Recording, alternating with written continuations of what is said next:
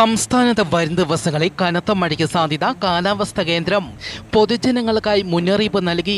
വരുന്ന ശനിയാഴ്ച പത്തനംതിട്ട, ഇടുക്കി ജില്ലകളിലും നവംബർ 9-ാം തീയതി തിരുവനന്തപുരം, കൊല്ലം, പത്തനംതിട്ട ജില്ലകളിലും നവംബർ 10-ാം തീയതി തിരുവനന്തപുരം, കൊല്ലം, ആലപ്പുഴ ജില്ലകളിലും കാലാവസ്ഥാ വകുപ്പ് യെല്ലോ അലർട്ട് പ്രഖ്യാപിച്ചു.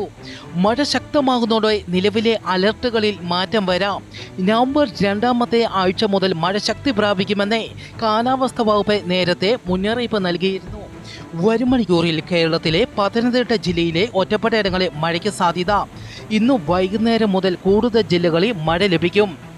മലപ്പുറത്ത് ശക്തമായ കടലാക്രമണം. ഇന്ന് പുലർച്ചെയുണ്ടായ കടലാക്രമണത്തിൽ 7 വള്ളങ്ങൾ തകർന്നു.